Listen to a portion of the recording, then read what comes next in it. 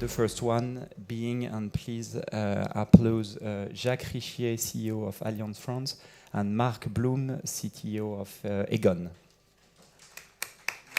Thank you. So we have a bit more than 20 minutes of discussion, the three of us. So maybe as an introduction, could you just remind us a few KPIs and data points about your company, though they are well known, but I think it's always important to better understand where you are talking from. So maybe Marc? First of all, good morning. Aegon, a global insurer headquartered out of the Netherlands, about 30 million customers, about 25,000 people, predominantly life insurance, investments, and asset management.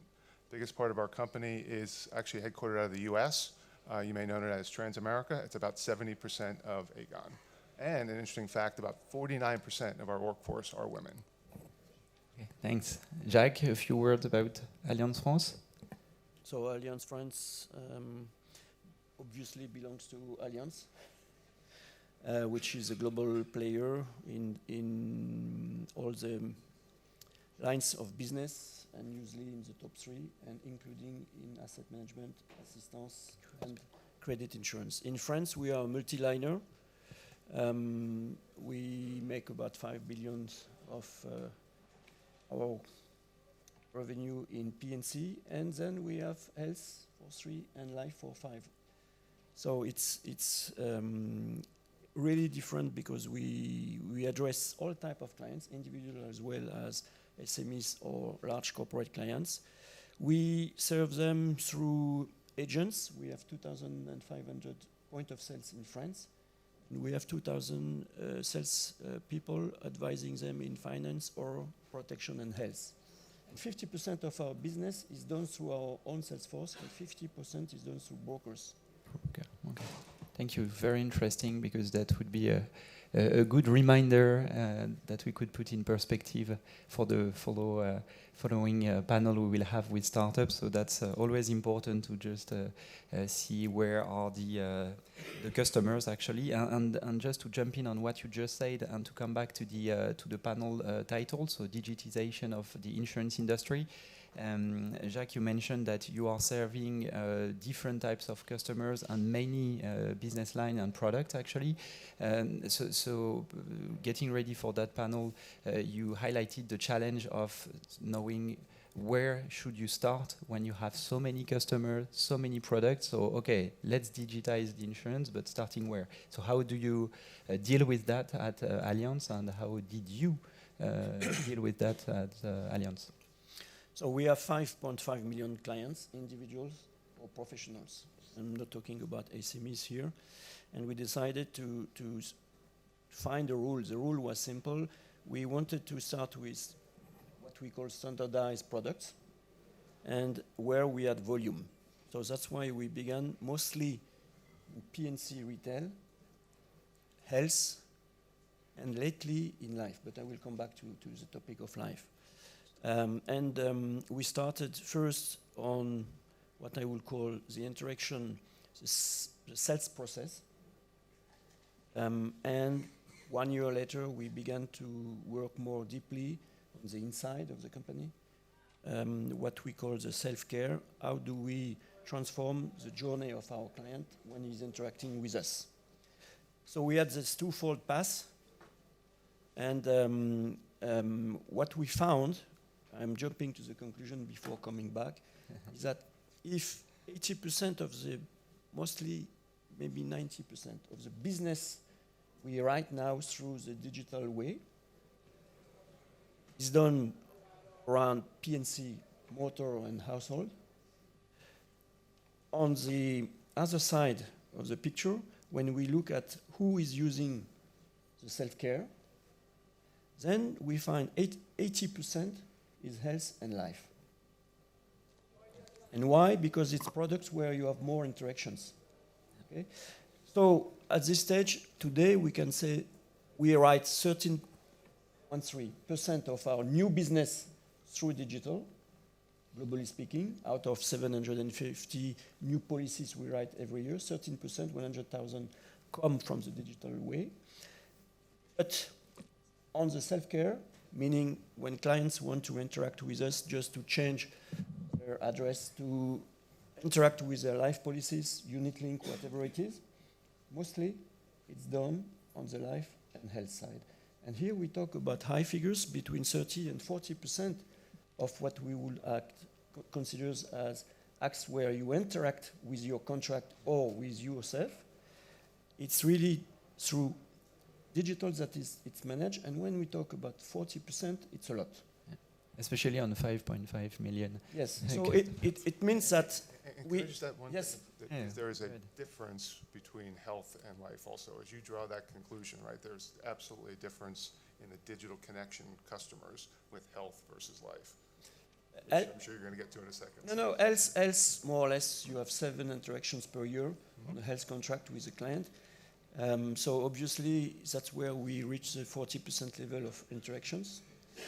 In life, we are more around 25% currently. But since we sell more and more unit-linked products, this is growing fast. Because on the unit-linked side, people want to follow what's going on. They want to interact. Eventually, they want to arbitrage if they do not have a mandate. But they are here, and constantly, they want to see what's going on. And I'm sure that in your life side, you have seen that also. Yeah, obviously, go ahead.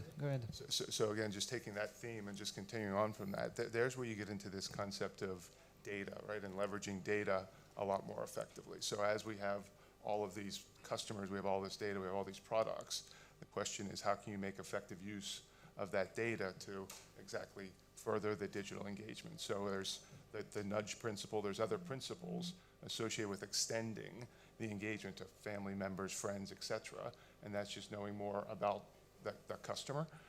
And again, that gets into a whole series of complexities with the regulations now around data, both as the privacy things with GDPR, etc., as well as now the emerging concerns around things like ethics, right, and the use of data. So now we're really entering into some really interesting areas as we leverage technologies like data to know more about our customers, to further what has typically been a low engagement product to try to make it a higher engagement product, and some of the complexities associated with that. Yeah, and getting ready for the panel, you mentioned as well that there was a challenge on underwriting, so the early engagement, let's say, with the customer. So could you say a bit more about how you managed to innovate in that part of the value chain? And this is definitely related to the data that you mentioned. So as an example, we all know the historical underwriting processes, right? They're very arduous, very manual, take a long time. And so as an example, in one of our businesses, actually in the US, when we do final expense, for instance, when somebody makes a claim on a death, historically that's taken us about 11 to 15 days to settle that claim. Now using automated underwriting, using much more intelligence, right, all this algorithmic capability that's available to us now, that's now days, right? That's now either the same day or next day in many of the cases. So you take a cycle time for a customer that historically was 11 days, and now it's next day.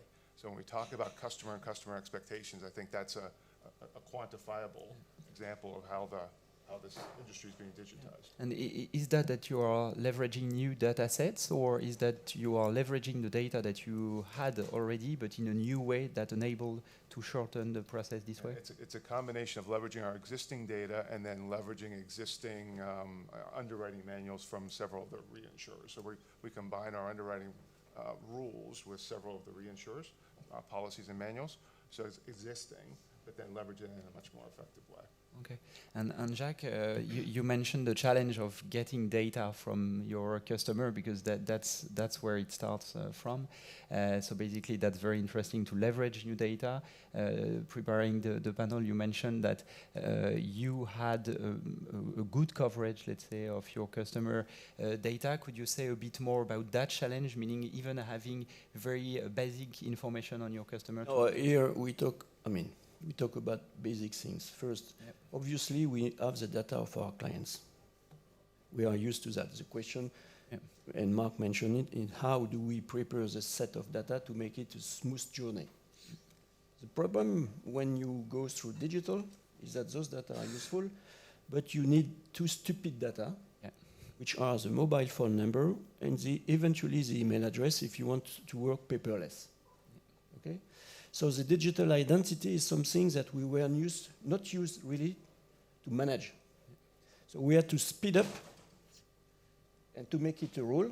Currently, it's a mandatory rule. You do not get a new client, cannot enter the system if we do not have one of those two elements. Okay. Otherwise, how do you interact in a digital work if you do not even know what is the mobile number of your client? Because when we talk about digitalization, we talk about no interaction, and 60% of what we are doing is through mobile phone currently. So if you do not have these basic and simple elements, what do you do? So currently we have an 80% rate. Our target in 2020, so this year, is 100. Yeah.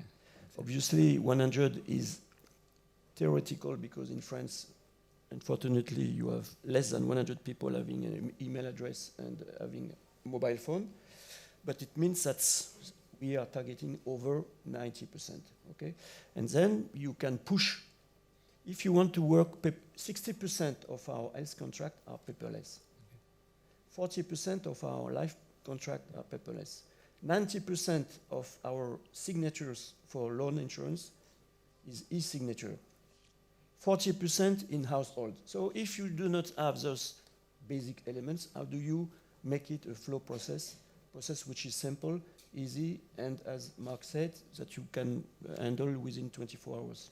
And is that true on both channel? Because you mentioned that half of your policy were signed through agents, the other half, let's say, through brokers.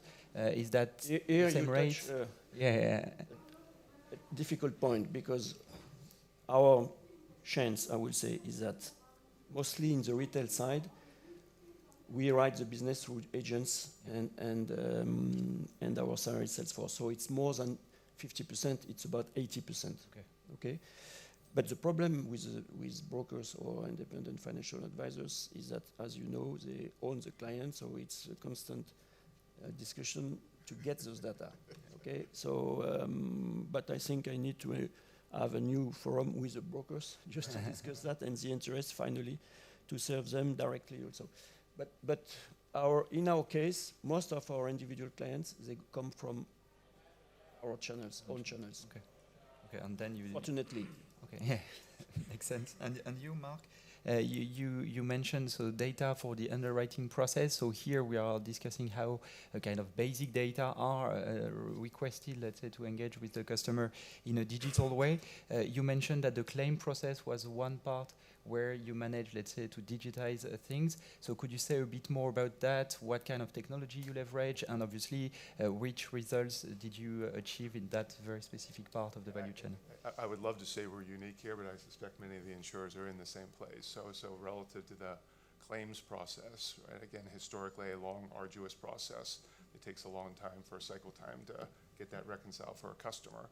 And now we are scanning images, like I think a lot of people do that, but now I think the added features now is around the OCR and the intelligence you're actually extracting on those images to make that a lot easier. So where we were just a few years ago, we were scanning images and then sending them off to either an offshore center or one of our local service centers to take care of the handling of that. Now that's much more automated. So again, from a cycle time standpoint, that helps both in the reconciliation of that claim for a customer, as well as the opportunity to better have fraud identification. So when again somebody has a claim and it's a fraudulent claim, again the OCR technology helps you much more with the identification of things like fraudulent sort of activity. So again, these are just all the sorts of things that are getting introduced into the cycle to expedite the end-to-end experience for the customer, exactly as Jacques had said. And can I just add one other feature on top of claims is we were talking a little bit about the customer in the front end. On the service side, again, that's been a pretty heavy area of cost and inefficiency in our insurance space. People historically have to call in to understand their policies, make a claim, withdraw payments or whatever.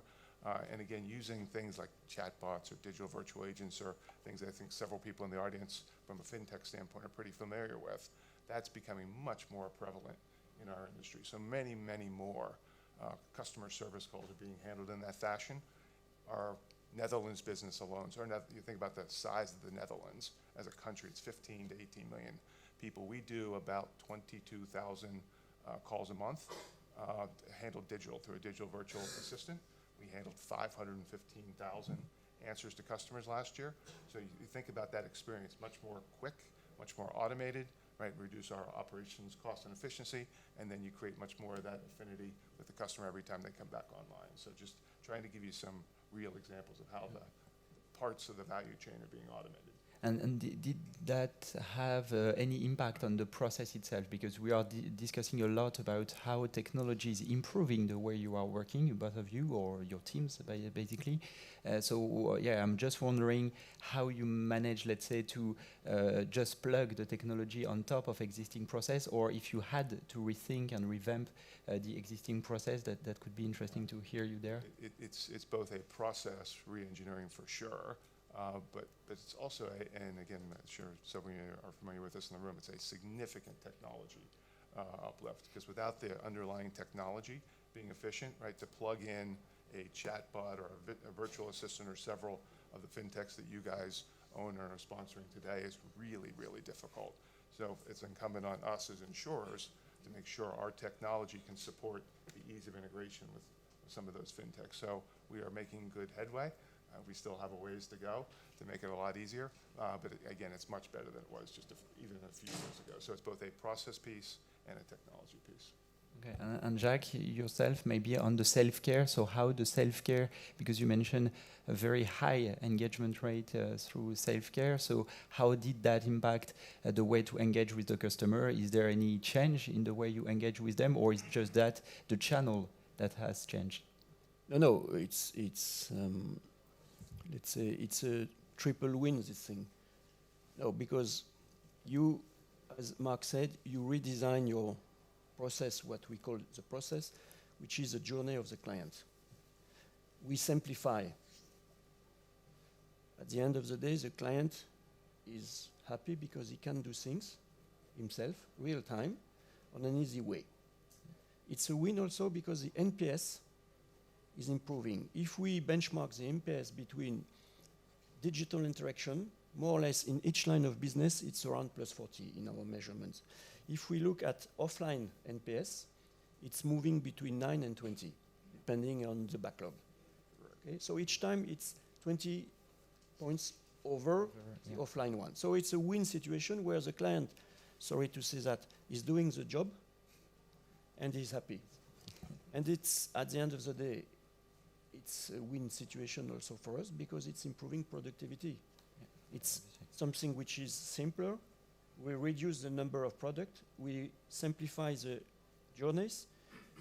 And we have between, for instance, loan insurance, we just measured it, is 33% improvement in productivity. Okay. So that's why we are pushing a lot. I mean, what is visible is when I talk to people, they want to know how many clients we get through digital. Okay, that's fun. Good, 13% is not something, I mean, we can talk about it, but 33% of productivity improvement is also something. Yeah. The fact that the NPS improves by 20 points is also something. So if you want to digitalize, you have to go deep into your company and you revisit it. And I agree, you have to make with what you have in terms of systems, but you redesign the process and the journeys, and you can use new technology and plug them on your old systems. That's not the problem.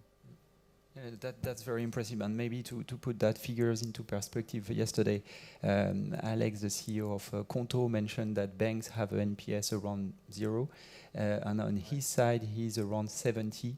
So meaning that you are on track with 40, you are on track to let's say. You know, if you want to to be pessimistic, the NPS in France, I'm not talking about us, in life, we are leaders, so it's negative. We are leader with a -5. And we hope to be loyalty leader with positive this year. Okay? In P&C, it's a little bit different. Most of the companies are positive, okay? So you see that's why we're pushing a lot on life, because we know that the expectation is huge here. And it's, as mentioned, because of legal reasons, we have to go through processes which are heavy. And we cannot just say to the clients, that's legal, and you have to fill this 20 pages of paper, okay? So that's what we are working on, to make it simple, even though behind that, it's a lot of complexity. And really, that's the best thing to do for our clients. And people underestimate how we can change the business inside if we work on the self-care, for instance. Yeah, that's very interesting, and I think that jumping to the conclusion of that panel, that's what you both highlighted, so how technology could help do better your job and achieving significant results. So maybe a last sentence on what you expect is the major challenge either for the insurance industry or for your own company for this year. So Mark, maybe, what do you think will be the most challenging part, or what's your personal, let's say, challenge at Aegon? I would say the combination of effective use of data and still the evolving regulatory landscape. We have an evolving regulatory landscape that is very inconsistent globally. So depending on where you are in the world, you have to deal with different regulations. So then when you try to roll out or deploy a consistent experience for a customer, it becomes very, very difficult because of some of the regulatory landscapes we still deal with. So we have to get better and more effective at that and work with our respective regulatory bodies to try to get that more consistent. And then on our side, we need to be able to more effectively leverage data, as I said earlier. Yeah, so around data, huge challenge.